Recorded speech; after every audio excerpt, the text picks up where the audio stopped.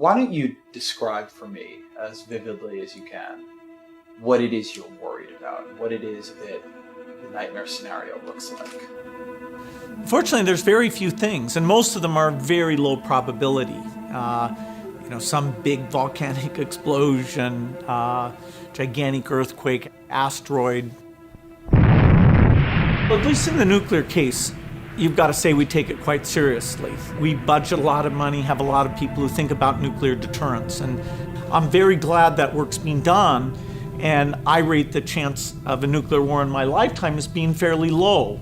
I rate the chance of a widespread epidemic far worse than Ebola in my lifetime is well over 50%. If we look at the 20th century and we look at the death chart of the 20th century, I think everybody would say, oh yeah, there must be a spike for World War I. Sure enough, there it is, like 25 million.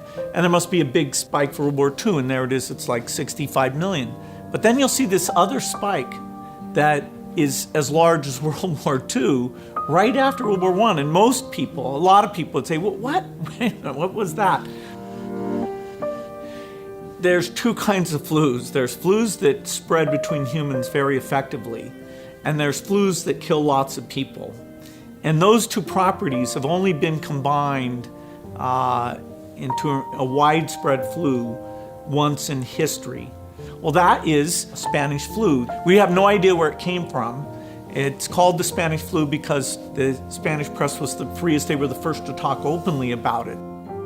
And so in the annals of epidemic history, that's the big event.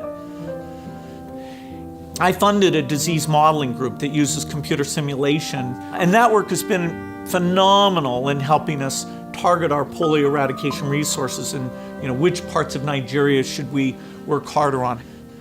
And it's very natural, if you have a group like that, to say, hey, look at something like the Spanish flu in the modern day. Health systems are far better. And so you think, hey, that wouldn't be very bad. Well, we tried it, and there are some assumptions we had to make.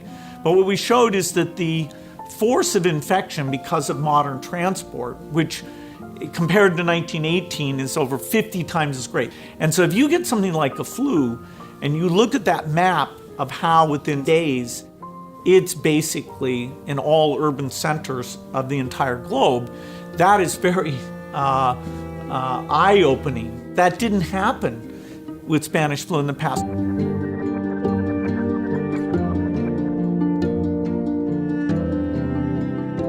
The opportunity to do more than just let it run its course is really only in the last decade.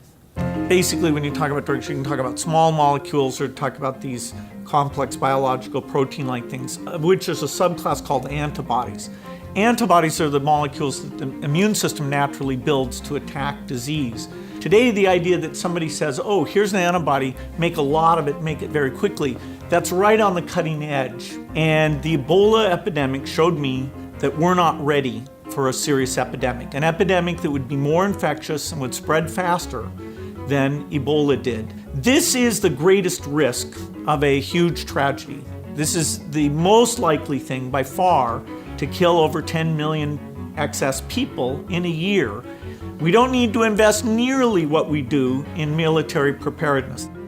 This is something where less than $1 billion a year on R&D, medical surveillance, standby personnel, cross-training the military so they can play a role in terms of all the logistics here. This can be done, and we may not get many more warnings like this one to say, okay, it's a pretty modest investment to avoid something that really, in terms of the human condition, would be a gigantic setback.